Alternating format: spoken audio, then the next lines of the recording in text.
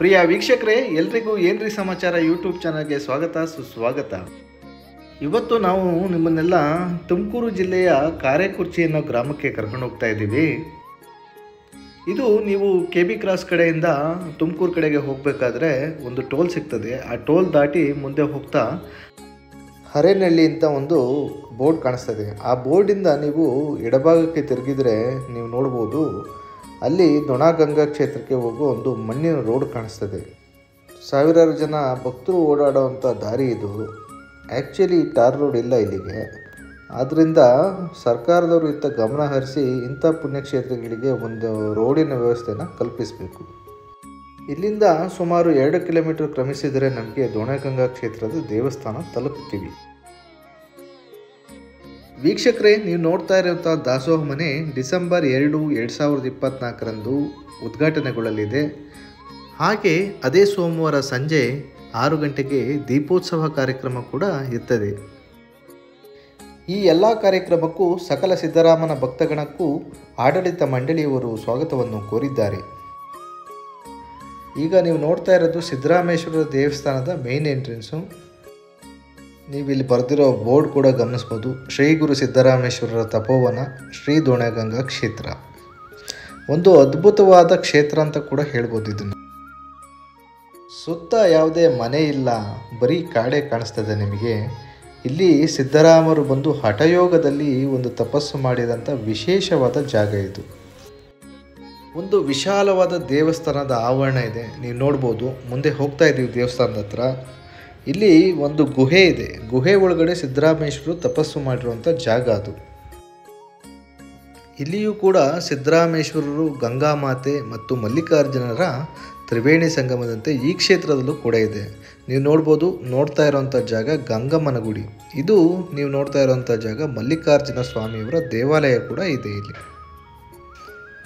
ನಿರ್ಜನವಾದ ರಮ್ಯ ಕಣಿವೆಗಳಿಂದ ಕೂಡಿದ ಈ ಸ್ಥಳ ತಪಸ್ಸು ಮಾಡಲು, ಆಚರಿಸಲು ಯೋಗ್ಯವೆಂದು ಭಾವಿಸಿದ ಸಿದ್ದರಾಮ ಸಹಜಾನಂದ ನಿತ್ಯ ಯೋಗದಲ್ಲಿ ಇಲ್ಲಿ ತನ್ಮಯನಾಗುತ್ತಾನೆ. ಈ ದುರ್ಗಮ ಕಣಿವೆಗಳ ಬಯಲಿನಲ್ಲಿ ತಲೆಯನ್ನು ನೆಲದಲ್ಲಿಟ್ಟು ಕಾಲು ಮೇಲು ಮಾಡಿ 12 ಪರಿಯಲ್ಲಿ ಹಠಯೋಗದಲ್ಲಿ ನಿರತನಾಗುತ್ತಾನೆ ಸಿದ್ದರಾಮ. ಸಿದ್ದರಾಮರು ಹಠಯೋಗದ 12 ಪರಿ ತಪವಗೈದು ಶಿವಯೋಗದಲ್ಲಿ ನಿಂದು ಗೋಡೆಕೆರೆಯತ್ತ ಹೊರಡುತ್ತಾರೆ. ಸುರ ಹೊನ್ನೆ ಮರದಲ್ಲಿ ಉಯ್ಯಾಲೆ ಆಡಿದ ಸಿದ್ದರಾಮ ಮುಂದೆ ಪ್ರಯಾಣಿಸುತ್ತಾ ದೇವದಾರು, ತುಗ್ಗಲಿ, ಬಿಲ್ವವೃಕ್ಷಗಳಿಂದ ಆವೃತವಾದ ಪ್ರಶಾಂತ ತಾಣದಲ್ಲಿ ನಿಂತು ಮಂಡಿಯೂರಿ ಮುಡಿ ಕಟ್ಟಿಕೊಂಡು ಕುಳಿತು ವಿಶ್ರಮಿಸಿಕೊಳ್ಳುತ್ತಾನೆ. ಮೇಲಿನಿಂದ ಪುಷ್ಪವೃಷ್ಟಿಯಾಗುತ್ತದೆ. ಸಿದ್ದರಾಮರು ಮಂಡಿಯೂರಿ ಮುಡಿ ಕಟ್ಟಿಕೊಂಡ ವಿಶ್ರಮಿಸಿದ ಜಾಗವನ್ನು ಮುರುಡಪ್ಪ ಸನ್ನಿಧಿ ಎಂದು ಜನ ಕರೆಯುತ್ತಾರೆ.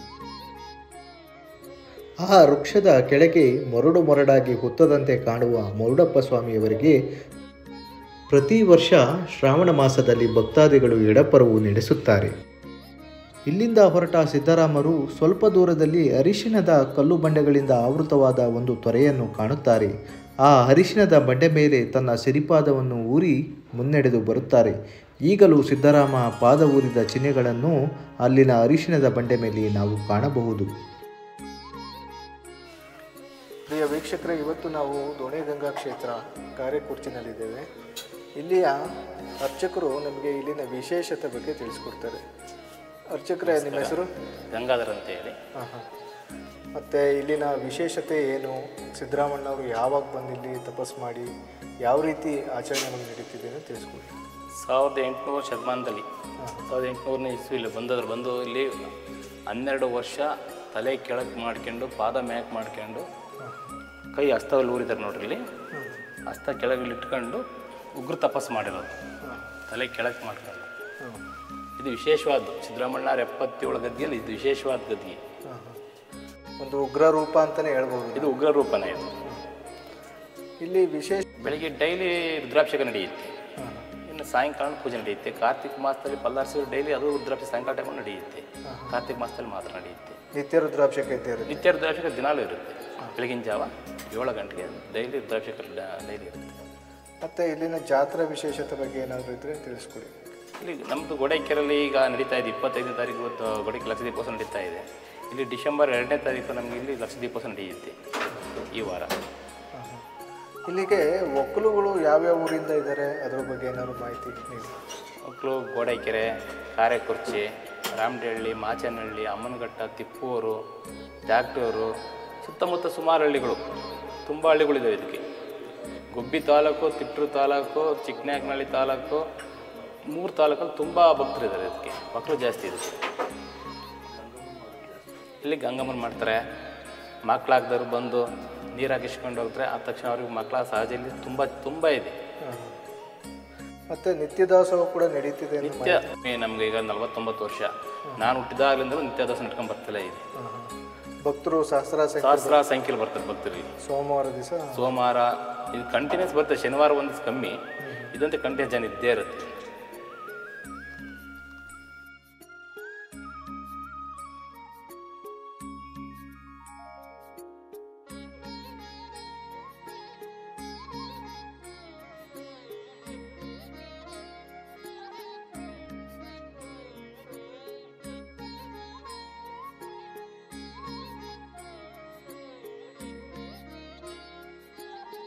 ಗಂಗಾಮಾತೆಯು ಸಿದ್ದರಾಮರ ದರ್ಶನಕ್ಕಾಗಿ ಕಾದ ಆ ತಪೋವನದ ತಾಣವೇ ಗಂಗಾದೊಣೆಯಾಗಿ ಪೂಜಾರ್ಹವೆನಿಸಿದೆ. ಈ ಕ್ಷೇತ್ರದ ಸುತ್ತಲೂ ಇರುವ ಮುತ್ತೈದೆಯರು ಈ ಕ್ಷೇತ್ರದಲ್ಲಿ ನೆಲೆಸಿರುವ ಗಂಗಾಮಾತೆಗೆ ಪೂಜೆಗಾಗಿ ಹೊಸ ಸೀರೆ ಕಣಗಳನ್ನು ಒಪ್ಪಿಸುವುದರ ಮೂಲಕ ಗಂಗಾ ಪೂಜೆ ಮಾಡಿ ಕೃತಜ್ಞರಾಗಿ ಹಸಿ ಅಕ್ಕಿಯ ತೊಂಬಿಟ್ಟು ಕಡಲೆಬೇಳೆ ಫಲಹಾರ ಈ ಕ್ಷೇತ್ರದ ವಿಶಿಷ್ಟವಾದ ಪ್ರಸಾದವಾಗಿದೆ. ಇಲ್ಲಿಂದ ಹರಿದೊಯ್ದು ಶಿವಗಂಗೆಲಿ ಹರಿಯುತ್ತೆ ಅಂತ ಇತಿಹಾಸ ಇದೆ. ಇಲ್ಲಿ ತುಂಬ ಮಕ್ಕಳು ಗಂಗಮ್ಮನ ಮಾಡ್ಕೊಂಡು ಹೋಗ್ತಾರೆ.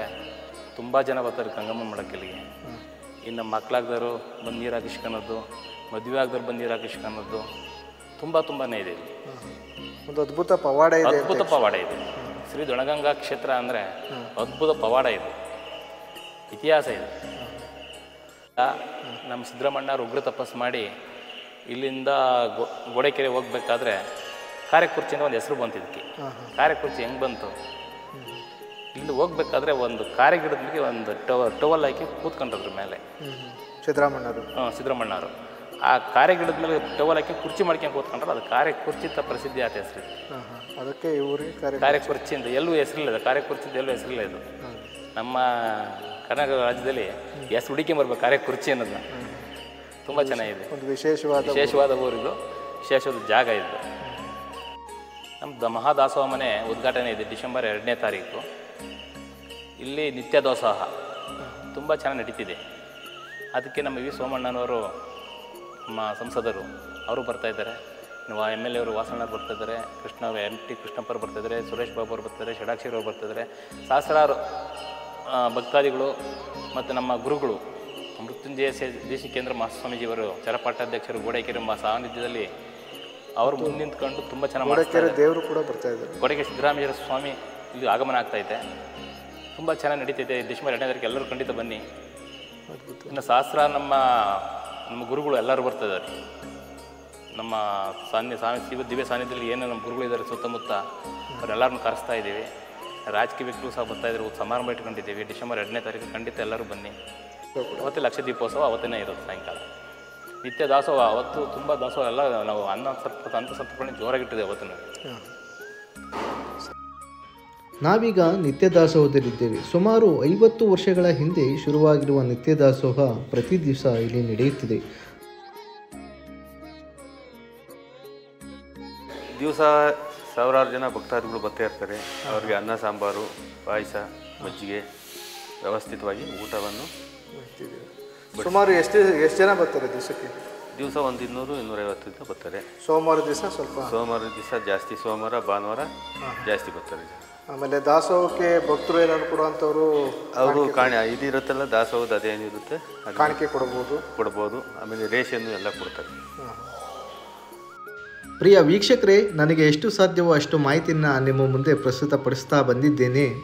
ಯಾರೆಲ್ಲ ನನ್ನ ಚಾನಲ್ನ ಇನ್ನೂ ಸಬ್ಸ್ಕ್ರೈಬ್ ಮಾಡಿಲ್ಲ ದಯಮಾಡಿ ಸಬ್ಸ್ಕ್ರೈಬ್ ಮಾಡಿ ಅಂತ ಹೇಳ್ತಾ, ಲೈಕ್, ಶೇರ್ ಮತ್ತು ಕಾಮೆಂಟ್ ಮಾಡ್ತೀರಿ ಅಂತ ಹೇಳ್ತಾ, ಮತ್ತೆ ಮುಂದಿನ ವಿಡಿಯೋದಲ್ಲಿ ಸಿಗೋಣ. ಸಕಲ ಜೀವಾತ್ಮರಿಗೂ ವರಗುರು ಸಿದ್ದರಾಮ ಸನ್ಮಂಗಳಗಳನ್ನುಂಟು ಮಾಡಲೆಂದು ಆಶಿಸುತ್ತಾ ನನ್ನ ವಿಡಿಯೋನ ಮುಗಿಸ್ತಾ ಇದ್ದೇನೆ. ಶುಭ ದಿನ.